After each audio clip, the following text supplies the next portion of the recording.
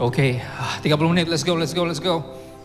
Enggak, thank you buat kehormatan ini, selalu sebuah sukacita bisa berbagi.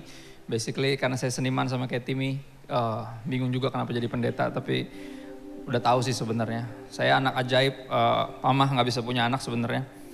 Jadi ketika malam pertama papa mama berdoa, malam pertama dulu saya lupa berdoa loh, mereka berdoa. Karena nggak bisa punya anak soalnya, jadi ada keterbatasan itu, mereka berdoa minta satu, kalau dikasih pasti bakal jadi pendeta, mereka berjanji seperti itu. Dikasihnya 4, tapi yang dijanjiin jadi pendeta cuma saya. Jadi makanya saya berakhir jadi pendeta walaupun seniman. Minta maaf dulu dari awal, saya backgroundnya bukan teologi kuliahnya, sama kayak Pastor Timmy, saya seniman. Dan seniman suka agak aneh.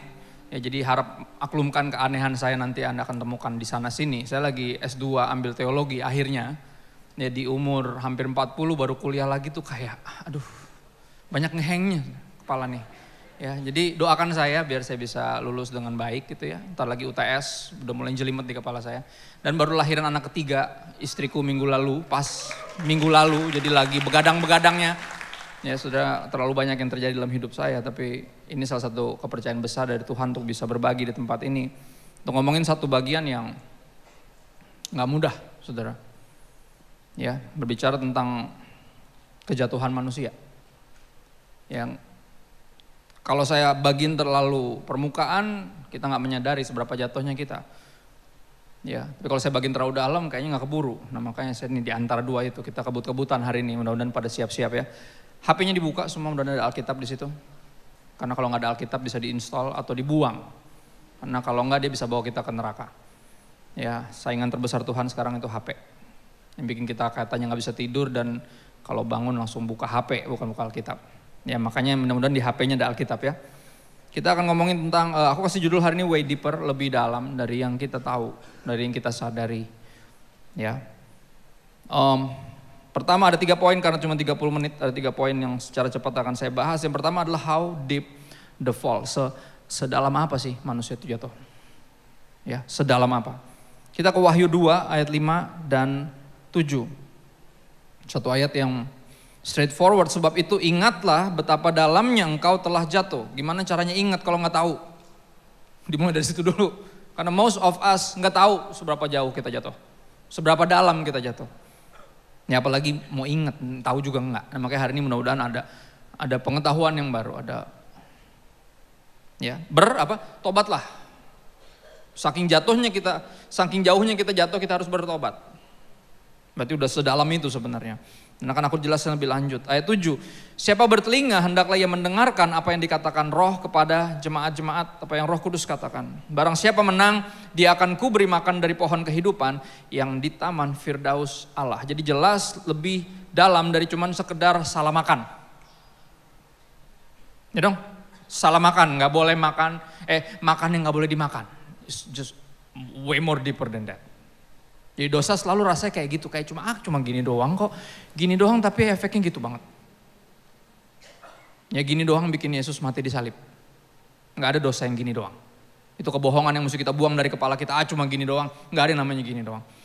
Ya, mempengaruhi apa? Keselamatan. Kita bisa jadi karena dosa kita, karena kejatuhan kita bisa jadi nggak jadi ambil makan dari buah pohon kehidupan yang kekal itu, kita bisa binasa loh. Gara-gara salah makan dalam tanda kutip. Berarti apa lebih dalam dari cuma sekedar salah makan kita jatuh.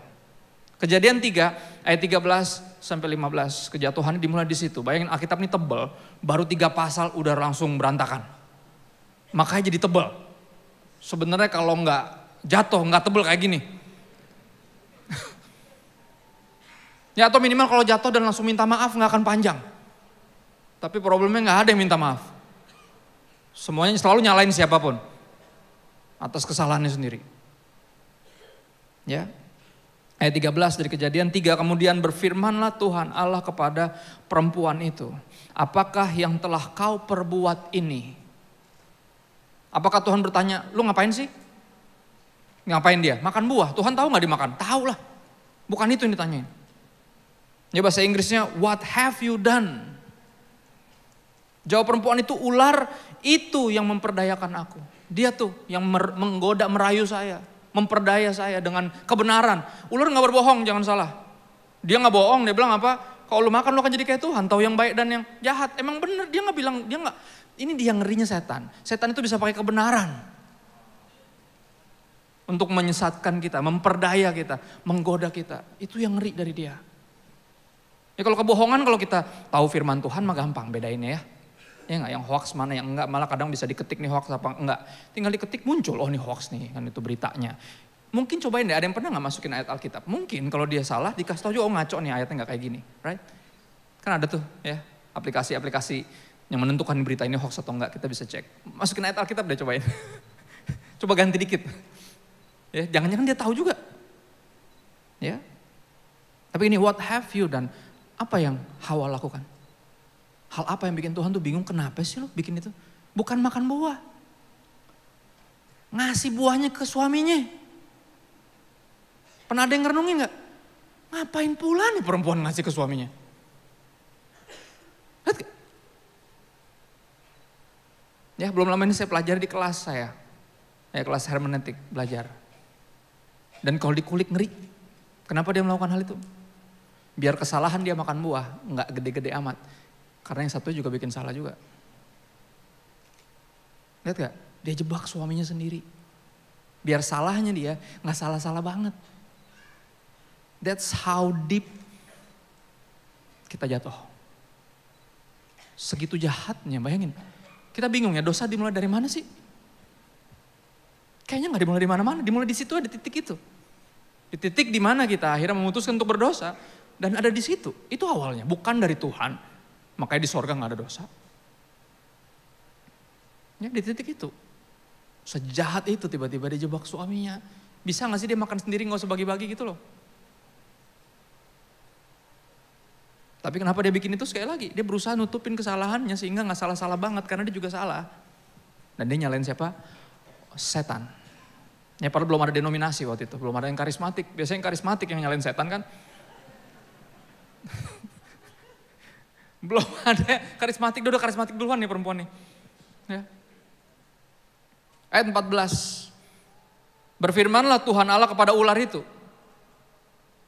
Karena engkau berbuat demikian, terkutuklah engkau di antara segala ternak dan di antara segala binatang hutan. Dengan perutmu lah engkau akan menjalar dan debu tanahlah yang akan engkau makan seumur hidupmu. Ayat 15. Aku akan mengadakan permusuhan antara engkau dan perempuan ini. Antara keturunanmu dan keturunannya. Keturunannya akan meremukkan kepalamu. Jadi si ular ada di mana? Di bawah, makanya diremukin kepalanya. Pakai apa? Tumit. Tapi engkau akan menggigit, menghancurkan, ya meremukkan tumitnya. Jadi ini dikenal kalau secara teologis disebut sebagai proto-evangelium atau Injil perdana, di mana Tuhan menjanjikan juru selamat di sini. Bahwa keturunan perempuan ini, kenapa disebut keturunan perempuan? Makanya Yesus lahir dari perawan. Tanpa andil laki-laki. Karena Yesuslah yang disebut di sini. Tuhan udah ngasih tahu dari awal manusia jatuh, saya akan selamatkan kalian. Dan sang juru selamat ini akan menyelamatkanmu dengan cara dilukai. Bayangin tuh. Dia ngancurin kepala ular, tapi ular itu gigit kakinya. Makanya apa dia mati 3 hari. Dia disalib di mana? Bukit Tengkorak. Tengkorak selalu lambang kematian. Di waktu dia disalib kayaknya dibunuh sama iblis, tapi di situ dia justru menghancurkan maut. Dipasak iblisnya di kepalanya. Lihat gak? Lihat what's indahnya firman Tuhan. Ya. Janji permulaan keselamatan yang Tuhan katakan bagi dunia ini. Dia bisa aja marah, bisa aja ngamuk, bisa aja langsung usir, tapi dia terlalu sayang. Sampai akhirnya dia bilang apa? I will save you. Dia bikin janji itu. Ya.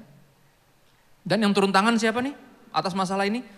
Seberapa dalamnya kita jatuh terlihat dari siapa yang turun tangan. Siapa yang turun tangan menjelaskan seberapa serius kasusnya, benar gak? Kalau yang turun tangan cuman satpam, komplek atau hansip, ya mungkin ada yang berantem mungkin. Suami istri, sampai lempar-lemparan apa ya, pajangan kaki Dian. Berarti Kristen dong, kan? Pajangan kaki Dian dari Israel dilempar. Turun tangan hansip, berarti ada keributan rumah tangga kemungkinan besar. Tapi kalau turun tangan udah polisi, wah ada kriminal nih. Tapi kalau turun tangan udah presiden sendiri, Ada masalah besar berarti. Tapi ini masalah yang turun tangan Tuhan sendiri. How deep the fall, dijelaskan dari siapa yang turun tangan. Artinya ini way more than just salah makan. Karena dibokisin. Lebih dalam dari itu. Ini akan aku coba bahas secara cepat. Poin kedua, saved from what? Diselamatkan dari apa?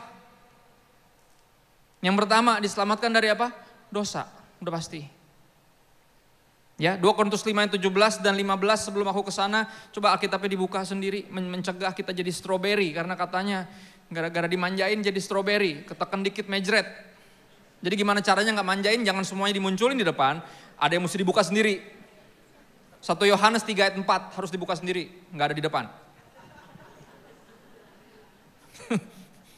Secara tradisional, secara umum kita tahu dosa adalah apa? Setiap orang yang berbuat dosa melanggar juga hukum Allah. Sebab dosa ialah pelanggaran hukum Allah. Plain and simple. Tapi efeknya, implikasinya sehari-harinya akan terjadi seperti ini. 2 Korintus 5 ayat 17 dan 15. 17 terkenal. Barang siapa dalam Kristus adalah ciptaan yang baru. Yang lama sudah berlalu, yang baru sudah datang. Ciptaan yang lama itu yang kayak apa? Ayat 15 dijelasin. Dan Kristus telah mati untuk semua orang supaya mereka yang hidup gak lagi hidup buat dirinya sendiri. Implikasi dari apa? Dosa adalah kita hidup buat diri kita sendiri. Dan jarang orang yang menganggap itu sebuah kesalahan besar. Karena itu hak asasi, ya wajar dong gue hidup buat diri gue sendiri. Kalau gue gak hidup buat gue, siapa yang hidup buat gue? Gue gak punya waktu buat ngurusin orang lain. Gue aja ribet. Orang anggap itu hak asasi. Tapi kita tahu ini sebuah kesalahan. Kenapa? Karena kita dicipta untuk memuliakan Tuhan. Salah satu arti dosa bukan hanya melanggar hukum. Bukan hanya melakukan yang jahat, yang sadis, yang kejam, yang keji. Tapi arti sederhananya adalah meleset. Kalau Tuhan ciptain kita untuk memuliakan Dia dan kita hidup buat diri sendiri, kita berdosa walaupun yang kita lakukan hal-hal yang baik. Itu ngerinya dosa. Karena kita gak ngerasa, gue gak jahatin siapa-siapa kok.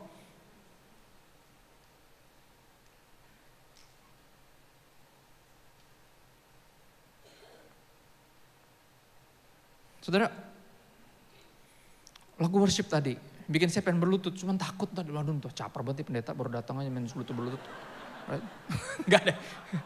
Itu kita suka mikirin diri sendiri sampai segitunya, ngeri banget kan. Right? Enggak, tapi itu pengingat betapa mulianya Dia. Kenapa? Biar kita tahu bahwa ini pelanggaran serius. Ya kan selalu bilang kenapa sih makan buah doang ribet amat sampai mesti dimasuk neraka. Kayak gak nyambung jenis pelanggarannya sama hukumannya kayak gak nyambung. Benar gak? Tapi gini, penghinaan besar apa enggaknya tergantung dari seberapa mulia yang lu hina. Benar gak? Ingat gak dulu tahun 2000 berapa ya? 5 apa? Atau 15 atau berapa? Ada kasus, orang tuh nyolong sendal. 5 tahun hukumannya. Kan gendeng sendal. Gak lama ada kasus lagi yang mepet, 6 tahun hukumannya, mabok narkoba. Nyetir bukan mobilnya, nabrak 9 apa 8 orang pada mati semua. Kenapa ini 6 tahun yang sendal 5 tahun? Semua protes. Ya kan di mana-mana apa kantor polisi dihujani sendal. Ingat gak itu momen itu? Ada ingat kasusnya? Kita bingung kan? Kok sendal 5 tahun? Bunuh orang sambil mabok 6 tahun. Gak punya SIM. Negara macam apa ini? Keadilan apa ini? Tapi ada diselidik punya selidik, sendalnya siapa tebak? Sendalnya polisi. Ya iyalah menurut Ngana. Nangkep gak? Masalahnya besar apa enggak? Gini, penghinaan itu parah apa enggak tergantung mulia yang dihinanya seberapa mulia. Masalahnya berdosa itu penghinaan terhadap siapa? Terhadap Tuhan, ya iyalah. Hukumannya kebinasaan. Jadi jangan berpikir cuman makan yang gak boleh dimakan, apaan sih? Gak nyambung dong, masa gara-gara gitu doang, gara-gara gak percaya doang gue masuk neraka. Gak adil dong Tuhan. Man, you don't know what justice means. Kenapa? Karena lu gak menyadari siapa yang lu hina. That's the point. Maka kita nyanyi betapa mulianya Dia, biar kita tahu gak ada yang cuman gini doang, gak ada. Dosa itu serius. Penghinaan kepada Sang Maha Mulia. Artinya apa? Itu penghinaan terbesar. Yang sepantasnya apa? Hukumannya neraka. Jadi nyambung kan sekarang. Ya dong, nggak ada lagi dong yang mengira Tuhan gil, baper banget Tuhan gue, kayak gitu doang. Gak ada, mesti ngerti dulu. Ya, seberapa mulia yang dihina menentukan bobot penghinaan tersebut. Kalau dia Sang Maha Mulia berarti penghinaan sekecil apapun, pelanggaran besar, penghinaan terbesar. Berikutnya, kita diselamatkan dari apa? Yang kedua, death. Maut namanya kalau bahasa Kristennya. Kita cuma mikirnya cuma kematian doang. Tapi ini sesuatu yang udah pasti akan terjadi. Semua yang hidup pasti mati nanti, one day. Artinya gak ada yang bisa luput dari itu. Makanya apa? Diselamatkan kita yang kedua dari bukan hanya dosa tapi juga kematian. Nah ini PR-nya, Anda buka Roma 6 ayat 23 karena gak ada di layar. Ya, yang di layar adalah Ibrani 2 ayat 14 dan 17. Sekali lagi biar gak jadi apa? Strawberry. Karena strawberry siapa yang bikin? Kita sendiri yang bikin. Roma 6 ayat 23 tentunya sederhana, upah dosa ialah apa? Maut. Jadi siapapun yang bikin dosa mestinya binasa, udah pasti. Apapun jenis dosanya, gak ada urusan. Karena tadi siapa yang dihina itu problemnya. Ya, tetapi karunia Allah ialah hidup yang kekal dalam Kristus Yesus Tuhan kita. Jadi upah dosa adalah kebinasaan. Hidup kekal hanya di dalam Yesus. Makanya kita datang kepada Yesus karena tahu di luar dia gak ada kehidupan kekal. Di luar dia saya akan binasa. Dalam dosa-dosa saya akan berakhir dalam kematian dan kebinasaan. Ibrani 2 ayat 14 dan 17. Karena anak-anak itu adalah anak-anak dari darah dan daging, maka ia, Kristus juga menjadi sama dengan Anda dan saya dan mendapat bagian dalam keadaan Anda dan saya, supaya oleh kematian Kristus ia memusnahkan dia, yaitu iblis yang berkuasa atas maut. Yang turun tangan menjelaskan betapa besar masalah ini. Ayat 17, itulah sebabnya maka dalam segala hal Kristus harus disamakan. Yesus harus disamakan dengan saudara-saudaranya Anda dan saya, supaya Yesus menjadi imam besar yang menaruh belas kasihan dan yang setia kepada Allah untuk mendamaikan dosa seluruh bangsa. Saudara benar dengar kata-kata gini? Kenapa sih Tuhan? Kan Tuhan bisa langsung ngampunin aja. Pernah dengar kata-kata itu? Jangan sampai keluar dari mulut orang Kristen. Ketahuan gak pernah baca Alkitab. Kalau keluar dari orang yang beragama lain, dari mulut orang yang beragama lain sangat wajar. Kan Tuhan bisa ngampunin aja, kenapa sih mesti sampai menebus, mati disalib? Kenapa? Ini jawabannya. Karena apa? Tuhan true to his words. Kalau dibilang upah dosa itu maut, itu aturan mainnya. Ya artinya apa? Karena dosa harus ada yang binasa berarti. Kalau dia pengen kita gak binasa, berarti ada yang harus mati menggantikan kita. Dan itu yang Yesus lakukan. Makanya penebusan jadi sentral. Jadi gak ada orang Kristen yang mestinya mempertanyakan lagi apa sih urusannya 2000 tahun yang lalu dia disalib untuk kehidupan saya yang sekarang. Segalanya. Masih banyak soal yang gak nyambung. Makanya hidupnya gitu-gitu terus. Atas nama ya manusiawi kan Pak. Kata-kata itu. Roh penurut tapi dagingnya lemah, ayat favoritnya. Kalau ditegur jangan menghakimi, ya kan? Lihat tuh. Ya udah shalom gitu. Siapa yang bisa ngurusin yang begini? Siapa yang bisa gembalain yang begini? Gak menyadari soalnya betapa seriusnya ini. Saudara, dosa itu seperti hutang. Ya, hutang gak akan pernah bisa beres hanya dengan berhenti berhutang. Bener gak? Saya udah gak ngutang lagi Pak, iya bayar dong tapi. Ngerti gak? Yuk, ngutang yang banyaknya bayar dong. Bener gak? Berarti gak bisa langsung diampunin doang dong. Berarti harus ada yang bayar. Ya, mesti ada yang bayar dan hanya Yesus yang sanggup membayarnya. Hanya dia yang tidak berdosa. Kalau dia juga berdosa, dia mesti bayar dosanya sendiri. Boro-boro mau nyelamatin kita. Gimana bisa menebus kita? Ya, hanya Yesus yang sanggup membayarnya, seperti lirik sebuah lagu yang berkata apa? Satu-satunya penebus, kalahkan maut, bangkit dan hidup. Lu pikir itu lagu senang? Bukan. Walaupun upbeat. Ini lagu pernyataan iman. Gak ada yang bisa selamatin dirinya sendiri. Maka kita mesti ditebus. Gak bisa main asal ampunin aja. Enak aja. Tidak semudah itu. Ferdinand Gunawan Santoso, Ferguson. Tidak semudah itu. Tidak seremeh itu. Enggak sesepele yang kita kira. Makanya hari ini apa? Way deeper. Ya. Cuman dia yang bisa bayar, kenapa cuman dia yang kudus? Ya makanya kita all about Jesus, why? Because di luar dia, kita gak bisa ngapa-ngapain.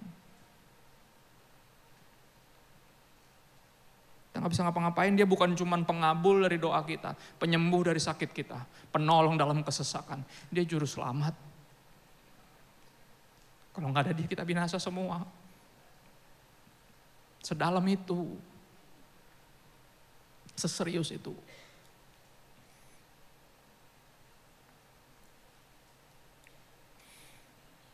Yang ketiga, dia selamatkan kita dari namanya hell. Ada yang suka ngomongin neraka? Enggak suka, bagus. Karena kita gak akan berakhir di sana. Makanya gak usah terlalu dibahas. Tapi sorry, itu pandangan umum yang populer. Itu yang bikin pendeta diundang lagi. Sorry, saya gak tertarik diundang lagi. Saya datang untuk memberitakan kebenaran. Pendeta yang paling sering ngomongin neraka itu Yesus. Let that sink in. Kenapa? Karena neraka itu nyata.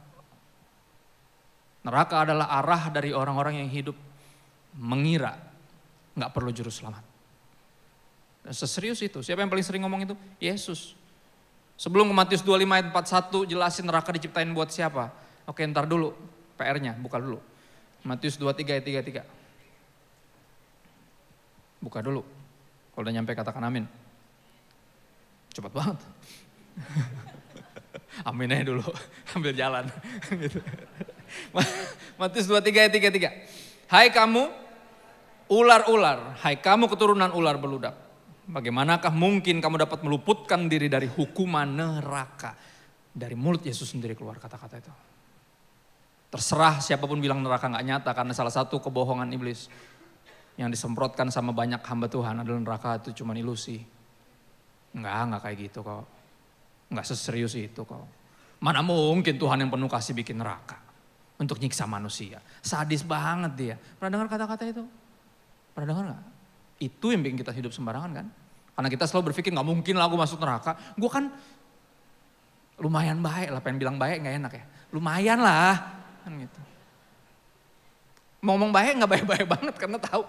Ya kan busuk-busuknya kalau kita ke dalam pasti kita juga tahu. Cuman ya lumayan lah dibanding dia. Kan gitu. Dibanding yang ngebom-ngebom lagi perang itu. Selalu kan gitu, kita ngerasa oh, dibanding teroris gue mendingan lah. Tapi mendingan itu gak cukup. Kita selalu ngerasa lumayan kudus sampai Yesus hadir di hidup kita. Yang beneran kudus datang dan lo tahu betapa busuknya lo. Ya kan? Itu salah satu yang harus terjadi ketika Yesus hadir di hidupmu. Kau menyadari betapa berdosanya mu. Dan busuknya engkau. Dan apa? Cry out to be saved. Karena tahu gue gak bisa nyelamatin diri gue sendiri. Neraka. Matius 25 ayat 41 baru. Dari mulut Yesus sendiri Yesus berkata, ia akan berkata juga kepada mereka yang di sebelah kirinya. Jadi ada penghakiman nanti. Ya. Enyahlah dari hadapanku, hai kamu orang-orang terkutuk, enyahlah ke dalam api yang kekal yang telah sedia untuk siapa?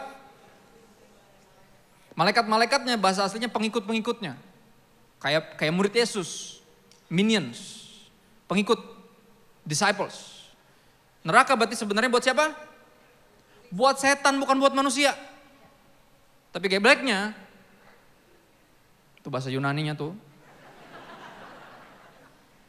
Gebleknya kita ikutin setan. Ya ketika manusia pertama makan tuh buah, dikira dia bakal jadi kayak Tuhan. Malah jadi kayak setan. It's true. Dan mulai detik itu kita lebih pro setan daripada protestan. Gimana? Benar. Neraka bukan buat kita sebenarnya.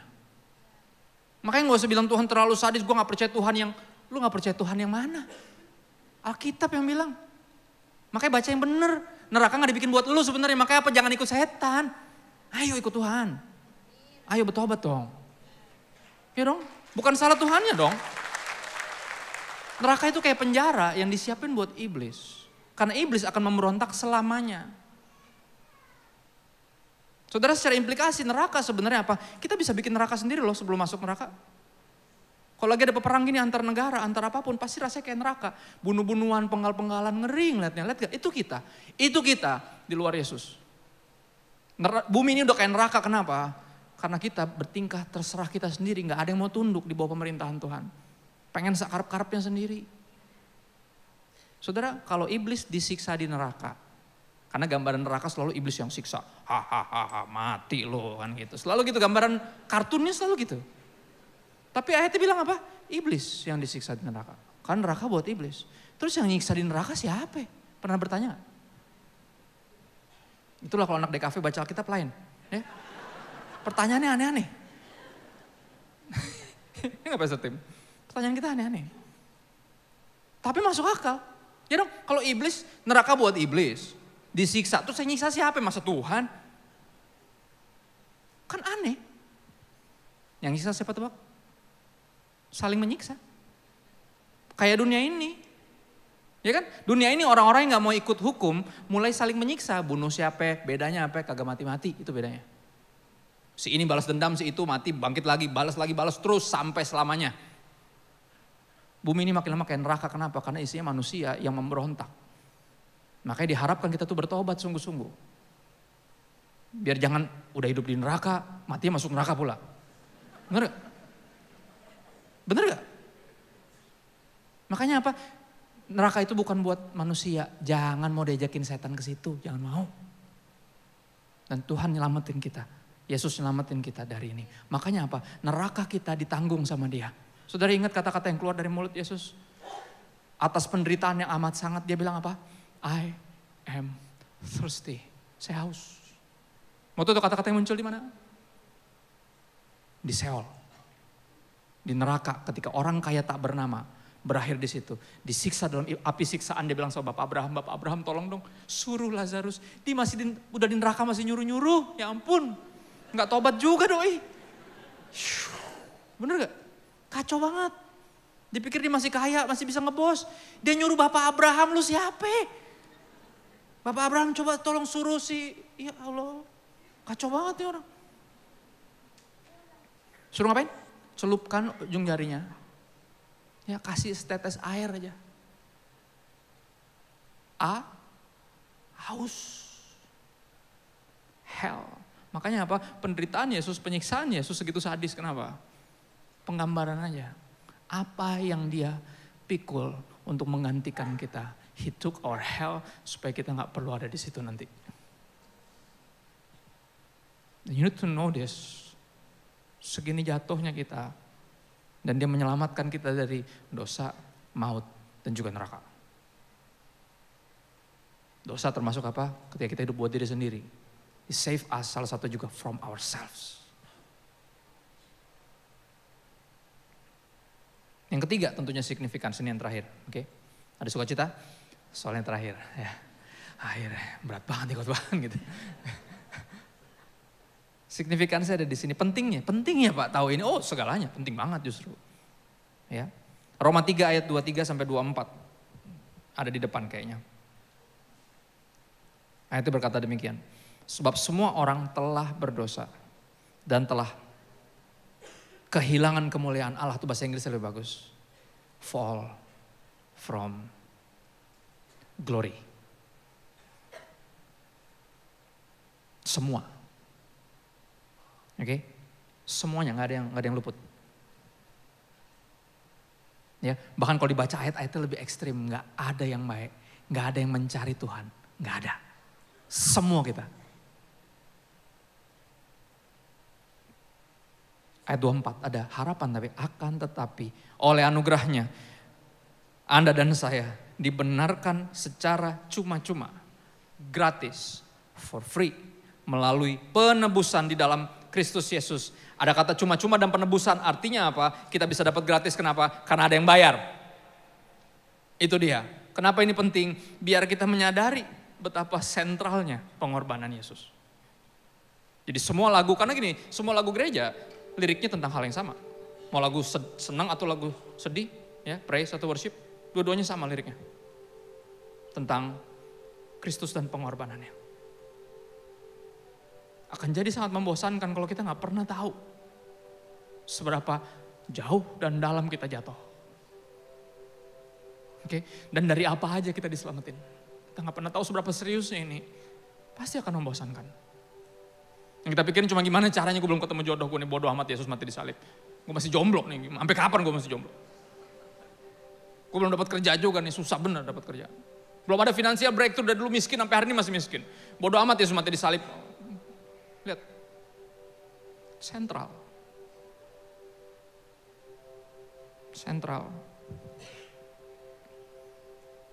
Karena gini, sesuatu yang gratis sangat-sangat mudah dianggap sepele karena gratis. Tapi jangan lupa, gak ada yang gratis di dunia ini. Kalau ada yang gratis, pasti ada yang bayarin. Khususnya keselamatan kita. Jadi please jangan anggap itu remeh. Gratisnya Tuhan beda, gratisnya dunia ini biasanya murahan. Gratisnya Tuhan, gak ada yang bisa beli. Terlalu mahal, darahmu Yesus tercurah untuk menebus hidupku. Right? Saudara, kita hidup murahan kenapa sih? Karena gak menyadari bahwa di mata Tuhan kita berharga. Tahu dari mana kita berharga, Pak? Hidup saya berantakan, susah. Tahu dari mana? Pengorbanan Yesus. Kalau kita gak berharga, ngapain dia mati buat kita? Ngapain dia tebus kita kalau dianggap kita bukan apa-apa dan gak penting? Tapi apa? Di dalam saat yang sama kita berasa berharga dan penting, tapi gak bisa sombong karena tahu. Kita cuma debu dan tanah yang sebenarnya bisa dibiarin binasa. Tapi Tuhan terlalu sayang. Makanya kita Kristen kan? Karena gak ada yang kayak Yesus. Gak ada. Orang yang bilang semua agama sama itu gak benar-benar ngulik agamanya. Ini yang saya tahu, semua agama sama, mengajarkan kebaikan, oke. Kedua, sama-sama gak bisa menyelamatkan. Maka kita bersyukur. Kita selamat bukan karena beragama Kristen, kita selamat karena Yesus mati di kayu salib buat kita. Saudara, saya tutup dengan ini. The gospel is this, ditulis oleh almarhum Timothy Keller. Inilah Injil. We are more sinful and flawed in ourselves than we ever dare believe. Kita lebih berdosa dan lebih kacau, lebih parah dari yang kita berani percaya. Yet at the very same time, we are more loved and accepted in Jesus Christ than we ever dare hope. Tapi di saat yang sama, kita ternyata lebih dikasihi dari yang kita berani percaya, dan berani harapkan. Makanya penjahat di sebelah Yesus gak minta diampunin karena dia tahu dia gak layak diampunin. Dia cuma minta, remember me, itu aja, that's it. Ingat sama saya ya. Saya gak layak diampuni. Saudara, kenapa penting sih kita menyadari seberapa kita jatuh? How far, how deep kita jatuh? So that you know and cherish and celebrate how deep the Father loves for us. Betapa jatuhnya kita, betapa jauhnya kita jatuh, menunjukkan betapa jauhnya dia rela pergi untuk ambil kita. Dan ini yang bikin kita tetap Kristen di tengah semua sekularisasi. Dengan semuanya, ngomongin apa macam-macam. Mental health, ngomongin cuan, ngomongin keluarga harmonis dan sakinah mawaddah warahmah. Lagi ngomongin yang kita nggak gagal fokus. Kita masih Christ centered karena tahu buat apa seorang peroleh seluruh dunia tapi kehilangan jiwanya. Dan mungkin kita nggak punya seluruh dunia, tapi kita bukan hanya punya Yesus, kita dimiliki oleh Yesus. Itu signifikansinya. Dan itu yang kenapa kita mesti ngomongin ini. Ya, biar kita tahu selamanya kita berhutang sama Tuhan. Jadi kalau udah melakukan sesuatu buat Tuhan, please jangan ngerasa menyutangi Tuhan. Makin banyak yang kita bisa lakukan buat Tuhan, kita makin ngutang sama Tuhan karena kemampuannya juga berasal dari Dia. Makin beres kita, makin baik kita makin berhutang sama Tuhan karena tahu dalam diri saya sebagai manusia. Ini yang ngomong Rasul loh. Gak ada yang baik, kata Rasul Paulus. Keinginan ada untuk berbuat baik tapi kemampuannya gak ada. Siapa yang mampu dan mau menyelamatkan saya dari tubuh binasa ini? Yang bawa saya ke neraka, kata Rasul Paulus. Tapi dia bilang apa? But thank God. Dia mau menyelamatkan saya melalui Yesus. Saudara ini, nah kita mesti ngomongin ini. Right. Dan aku berharap ini mendarat tepat di hati yang terbuka. Biar kita nganggap dosa remeh lagi. Ini kan berapa pernikahan menuju kehancuran cuman gara-gara apa? Sesuatu yang dianggap remeh, aku cuman lihat gini doang, HP gue, foto-foto gue, mata-mata gue ngarugin siapa-siapa. Ya kan cuman gara-gara pornografi. Yang kayaknya gitu doang kan. Cuman berantakan semua kan. Orang bisa jadi psycho killers cuman gara-gara pornografi. Hal yang kayaknya gitu doang, gak ada yang gitu doang. Gitu doang bikin Yesus disalib. Gak ada yang gitu doang. Berhenti mengira itu gitu doang. Kalau kita anggap dosa gitu doang, kita anggap juru selamat juga gitu doang. Yeah, this is the significance. Biar selamanya kita menyadari. Kita ini dikasih lebih dari yang kita pernah sadari. Dan hari ini biar cintanya makin lebih dalam lagi, kita jadi tahu, oh ya. Kita menyadari seberapa dalamnya kita jatuh, kita menyadari seberapa jauhnya dia rela pergi untuk ngambil yang jatuh sejauh itu. Dia pergi sejauh apa? Dia sampai kemana? Neraka, dia sampai situ. Dia ambil kita dari neraka. Yesus, Yesus dan Yesus. Yuk berdoa bentar yuk. Makasih Tuhan buat cintamu yang terlalu dalam. Dan terlalu indah untuk jadi nyata yang membuat beberapa dari kami sulit untuk percaya apakah kami dikasih sedemikian besar sama Tuhan. Yes, the answer is yes. Tapi di saat yang sama kami gak bisa sombong karena tahu semuanya hanya karena anugerah Tuhan. Karena belas kasihan-Mu. Ini kami Tuhan mengangkat tangan kami dan berkata, have mercy on us Lord, we are sinners. Ampuni kami sudah membantai anak-Mu di kayu salib dengan dosa-dosa kami, ampuni kami. Kami bersyukur Kau masih mengasihi kami, masih menganggap kami berharga, dan masih mempungut kami, pakai kami di tangan-Mu untuk masih bisa berguna bagi kerajaan sorga. Biar kami hidup hanya bagi Tuhan, bukan bagi diri kami sendiri. Roh Kudus bantu kami. Dalam nama Yesus kami berdoa dan bersyukur, haleluya.